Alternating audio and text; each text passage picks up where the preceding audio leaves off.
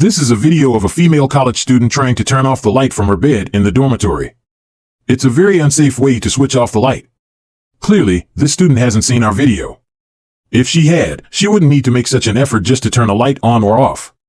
In fact, we have a very simple method that can solve the problem of remotely controlling the dormitory lights. First, we need to remove the old switch and identify the live wire under the condition that the light is off. Usually, the red wire is the live wire. In this instance, we find that the yellow wire is the live one. Then, turn off the power supply to the light and proceed with the switch modification. Dismantle the previous switch, locate the back of the main switch, and find the terminal for wiring. Connect the live wire to the L terminal and the control wire to L1. If you can't tell the difference, it's usually the red wire that's live and should be connected to the L terminal.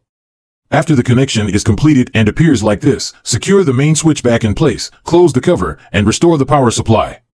Let's test it. The main switch operates the light on and off correctly.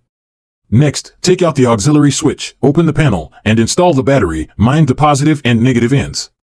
Then comes an important step. Long press the main switch for 3 seconds. After the light flickers, press the auxiliary switch. This way, the pairing is successful. Replace the front panels of both switches, and now you no longer have to get out of bed or bend over to turn the light on or off.